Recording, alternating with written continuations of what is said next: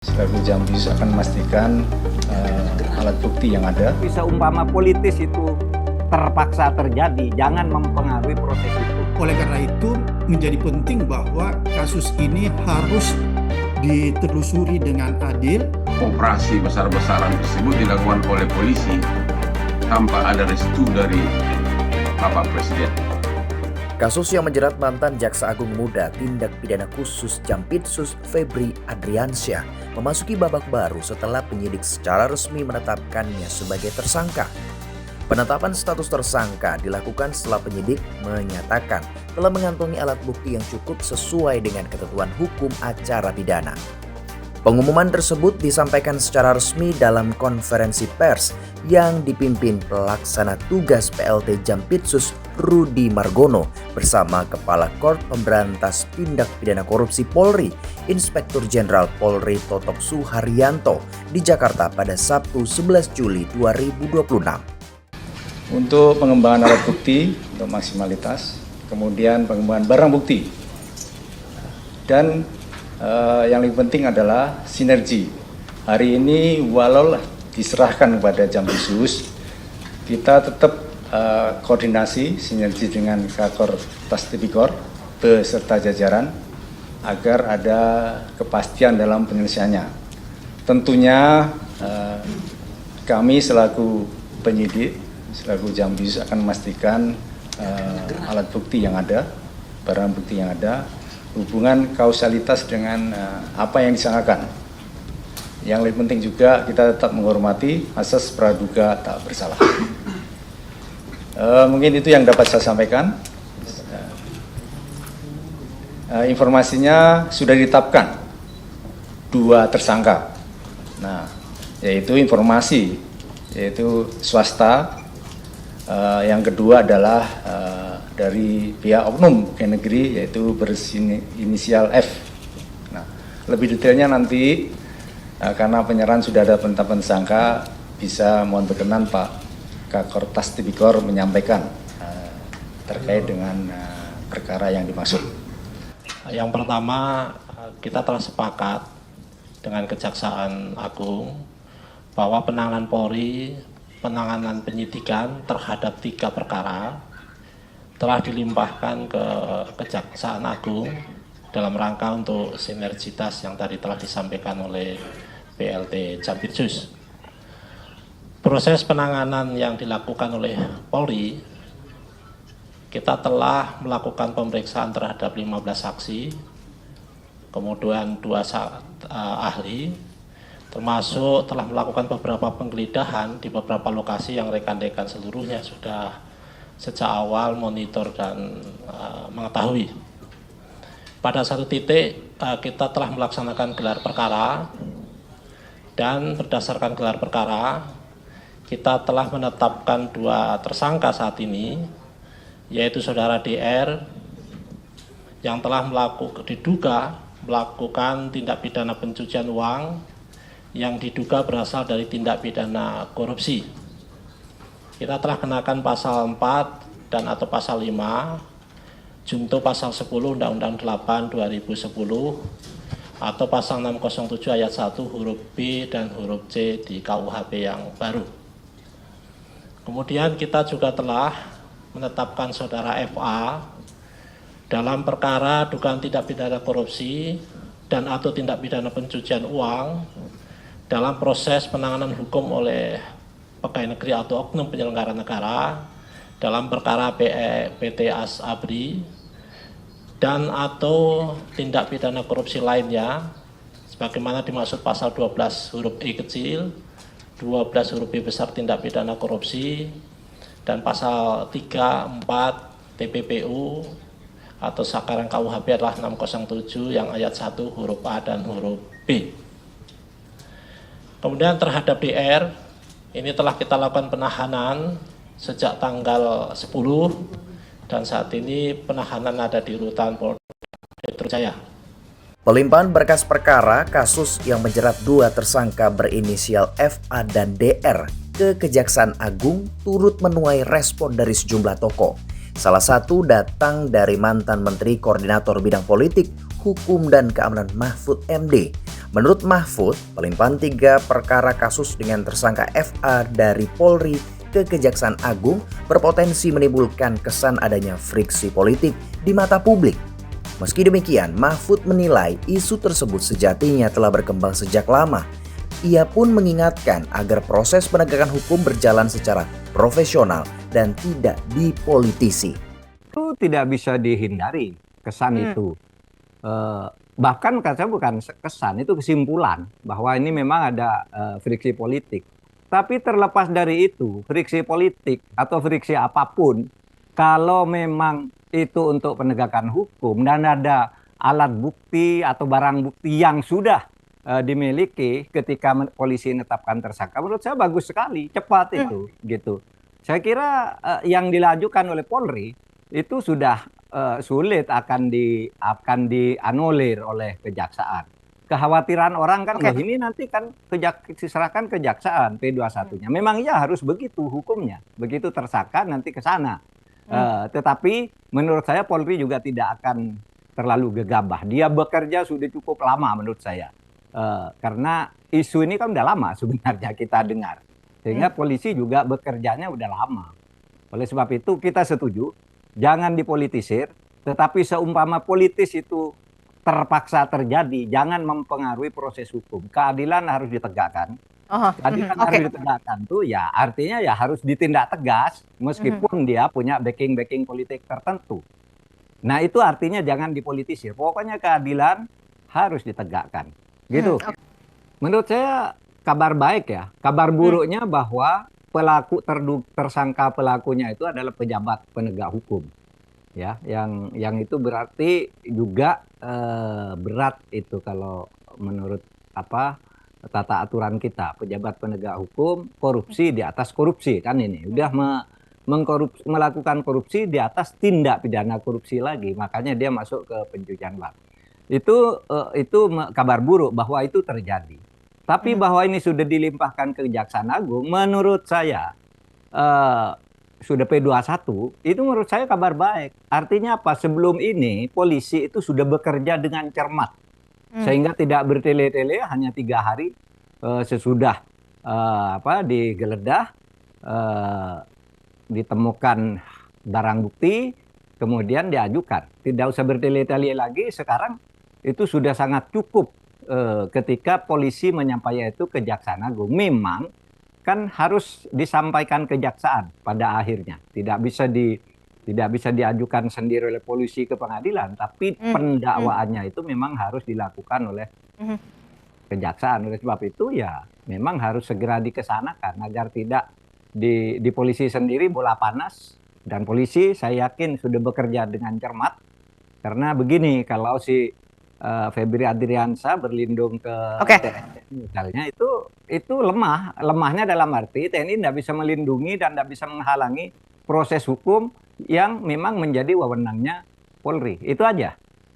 Sementara itu, mantan Ketua KPK Abraham Samad menilai pelimpahan berkas perkara ke Kejaksaan Agung merupakan langkah yang tepat untuk menghindari benturan antar lembaga yang berpotensi semakin mengeras.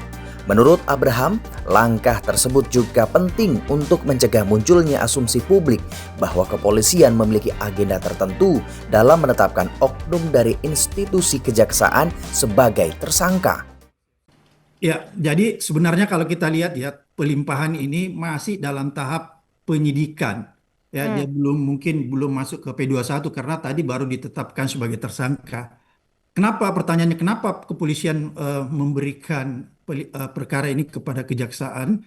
Mungkin supaya tidak terjadi benturan yang terlalu keras, atau juga mungkin menjaga tuduhan-tuduhan atau persepsi-persepsi bahwa kepolisian punya agenda-agenda tersendiri untuk mentersangkakan oknum kejaksaan. Kira-kira seperti itu, sehingga dicapailah sebuah kesepakatan bahwa kasus ini mulai dari tahap penyidikan itu dilimpahkan ke kejaksaan. Karena saya lihat tadi ada juga teman-teman dari Komisi 3 ya yang turut menengahi. Dan menurut saya ini langkah yang cukup bagus menurut saya ya, transparan. Tapi yang paling penting sebenarnya yang kita harus kawal betul bahwa kasus ini haruslah adil ya. Maksudnya harus dijalankan pada prinsip-prinsip keadilan. Kenapa harus dijalankan pada prinsip-prinsip keadilan? Agar supaya masyarakat tidak a priori ya, karena kita tahu betul bahwa Oke. awal dari kasus ini adalah pengembangan dari 3 kasus besar. Dan 3 kasus besar itu yang sedang ditangani oleh kepolisian. Oleh karena itu perlu ada transparansi yang jelas ya tentang perkara-perkara pokoknya. Karena kalau tidak, kita khawatir nanti masyarakat menganggap bahwa sebenarnya kasus ini adalah perang antara institusi aparat penegak hukum. Oleh karena itu menjadi penting bahwa kasus ini harus ditelusuri dengan adil, dibuka secara adil agar supaya masyarakat bisa mengawasi, bisa mengikuti dengan baik, agar supaya ketika kasus ini bergulir sampai ke pengadilan, ada trust masyarakat bahwa kasus ini benar-benar kasus korupsi. Karena jangan sampai ada persepsi di luar ini bahwa kasus ini adalah perang atau boleh dikatakan kasus ini adalah kepentingan pihak-pihak tertentu, atau boleh juga dikatakan bahwa sebenarnya ini ada peran dari oligarki hitam yang turut terlibat di dalamnya. Kira-kira seperti itu. Kan kalau kita lihat ya, bagaimana bisa memeriksa secara independen ketika kemudian memeriksa ini juga Febri, ini yang memeriksa Febri adalah orang yang pernah menjadi bawahan dari Febri Adriansyah. Kalau menurut Pak Sabat? Kalau saya lihat ya, saya tetap percaya pada institusi kejaksaan maupun kepolisian bahwa kasus ini akan diperiksa secara adil. Kenapa? Karena kasus ini sudah menjadi domain publik. Semua orang sudah menyoroti, semua orang sudah mengawasi. Jadi agak kesulitan misalnya kalau ada orang yang ingin bermain di kasus ini. Oleh karena itu menurut saya ini menjadi sesuatu yang sangat menarik untuk disikapi ya dan diikuti. Karena apa? Ini akan berkembang jauh. Karena kalau kita menggunakan TPPU itu akan kelihatan tuh karena ada prinsip follow the money, follow the suspect ya. Jadi akan kelihatan tuh kemana aliran-aliran dana dari hasil korupsi itu. Jadi masyarakat akan melihat siapa-siapa sih nanti yang akan terlibat. Karena saya sangat yakin bahwa kalau kasus ini ditelusuri dengan baik, ya, diprofil dengan baik, maka akan kelihatan tuh. Karena ada prinsip di TPPU itu ya. Sehingga ini akan terbuka semua. Dan ada peran-peran juga yang sangat signifikan di dalam tindak pidana pencucian uang, yang itu akan harus digali ya, akan dibongkar. Ada yang disebut gatekeeper. Gatekeeper itu adalah ada institusi ya, ada institusi atau orang-orang tertentu yang menampung duit-duit dari hasil korupsi itu yang kemudian disamarkan seolah-olah hasil itu menjadi uang yang legal, bukan uang yang ilegal. Kira-kira begitu. Dan biasanya institusi-institusi itu bukanlah institusi finance institusional ya. Jadi dia bukan institusi finansial yang resmi, misalnya perbankan dan lain sebagainya. Karena itu akan mudah dideteksi. Kira-kira seperti itu catatan saya. Oke, Dan kalau ini menarik sebenarnya. Pakar hukum pidana Jamin Ginting turut menyoroti pelimpahan berkas perkara korupsi dan tindak pidana pencucian uang TPPU yang menjerat mantan Jaksa Agung Muda tindak pidana khusus Jampitsus Febri Adriansyah dari kepolisian ke Kejaksaan Agung. Menurut Jamin, proses pelimpahan tersebut patut menjadi perhatian apabila benar FA belum pernah diperiksa sebagai saksi sebelum ditetapkan sebagai tersangka. Ia menilai kondisi tersebut berpotensi menimbulkan persoalan dari sisi prosedur hukum. Terkait dengan kasus mantan Jampitsus, ingin saya katakan bahwa kalau pelimpahan tersebut belum pernah melakukan pemeriksaan terhadap FA sebagai saksi, maka hal ini merupakan suatu kesalahan prosedural yang diatur dalam KUHP. Karena dalam KUHP mengatakan seseorang yang dilimpahkan kejaksaan dalam kasus penuntutan harus terlebih dahulu menjadi tersangka. Nah, dalam pasal 1 angka 31 dikatakan penetapan tersangka tersebut berdasarkan suatu alat bukti tersebut jelas ya dan terang, lalu ditetapkan tersangkanya. Nah, ketentuan putusan Mahkamah Konstitusi nomor 21 tahun 2014 mengatakan bahwa dalam penetapan tersangka harus berdasarkan dua alat bukti dan sudah pernah diperiksa sebagai saksi. Nah, kalau dalam konteks penyitaan dan penggeledahan kemarin, ternyata saudara FA ini belum pernah diperiksa sebagai saksi, lalu ditetapkan tersangka, itu kesalahan pertama. Kesalahan kedua adalah apabila sudah dilakukan penyitaan dan penggeledahan terhadap barang bukti, ternyata barang bukti tersebut tidak mempunyai kualitas pembuktian terkait dengan pasal-pasal disangkakan. Contohnya pasal terkait dengan penyuapan atau pemerasan. Kalau konteksnya adalah penyuapan, berarti ada orang yang memberi suap. Jadi ada pihak swasta memberikan suap, sedangkan penerima suap adalah FA sendiri. Kalau pemerasan, berarti ada korban pemerasan. Nah, dari bukti itulah yang harus terpenuhinya seseorang menjadi tersangka setelah dia diperiksa sebagai saksi. Nah, setelah itu, maka setelah tertetapkan sebagai tersangka, apakah ada bukti baru yang benar-benar menunjukkan kaitannya dengan pasal yang disangkakan tersebut. Nah, setelah bukti itu dan penetapan tersangka, baru bisa dinaikkan statusnya untuk pelimpahan.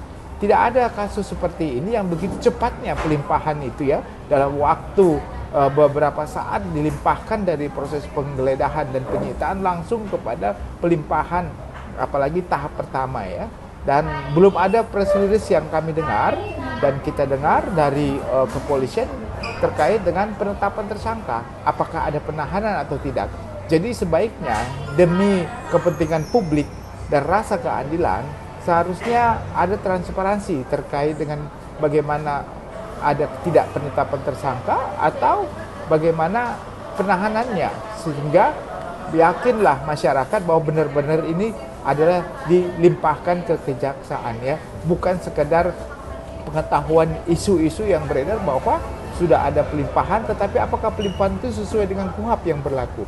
Pertama tadi yaitu adanya pemeriksaan saudara FA sebagai saksi sebelum dinaikkan status sebagai tersangka. Adakah barang bukti yang digeledah dan disita itu terkait dengan tindak pidana yang disangkakan kepada dia. Yang ketiga, apakah ada gelar perkara khusus terkait ini yang bisa membuktikan bahwa dialah sebagai tersangkanya dalam ditangkap. Nah, kalau semua itu sudah ada, tentu bukti-buktinya sudah cukup atau tidak. Kelemahannya nanti adalah apabila tidak cukup bukti dan buru-buru dinaikkan statusnya ke P21 dan dilimpahkan tahap 1 dan tahap 2, maka ada pengalaman jaksa yang akan berbahaya untuk dinaikkan ke penuntutan di pengadilan karena kurangnya cukup bukti. Atau kemungkinannya ya, jaksa sendiri yang akan mengumpulkan lagi bukti. Nah, ini akan terjadi konflik of interest ya. Jadi ada kepentingan yang tentunya nggak mungkin dia melakukan penambahan bukti dengan memeriksa lagi, di mana yang diperiksa adalah mantan pimpinan institusi tersebut yaitu Jampisus. Nah, ini yang harus kita perhatikan, ada transparansi dalam masyarakat. Sementara di sisi lain, pengacara Hotman Paris menyampaikan apresiasi atas ketegasan Presiden Prabowo Subianto dalam menyikapi penanganan kasus yang melibatkan mantan Jaksa Agung Muda Tindak Pidana Khusus Jampitsus. Pernyataan tersebut disampaikan Hotman melalui unggahan di akun Instagram pribadinya pada Sabtu 11 Juli 2026. Dalam unggahannya, Hotman Paris memuji ketegasan Presiden Prabowo dan menyatakan dukungan terhadap proses penegakan hukum dalam perkara tersebut. Salam Indonesia, salam untuk Bapak Prabowo dari Singapura. Pertama-tama, Hotman Paris mengucapkan selamat atas ketegasan Bapak Presiden dalam kasus Jampitsus. Karena tidak mungkin operasi besar-besaran tersebut dilakukan oleh polisi tanpa ada restu dari Bapak Presiden. Dan akhirnya membuahkan hasil yang sangat besar. Bravo, bravo, hebat Bapak Prabowo. Hal ini tidak pernah dilakukan oleh presiden-presiden sebelumnya. Justru Bapak Prabowo lah yang membuka mata kita betapa parahnya keadaan negara kita, kerugian negara, dan kerugian ratusan BUMN dan BUMD. Bapak Prabowo lah yang berhasil membongkarnya.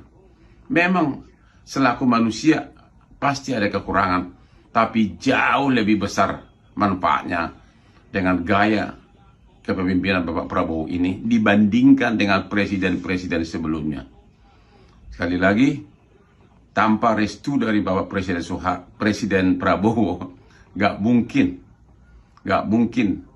kepolisian melakukan penggebrekan atas harta dari Jampitsus di sampai ada 11 sampai 12 tempat. ya, itu perlu ketegasan dan ternyata berhasil.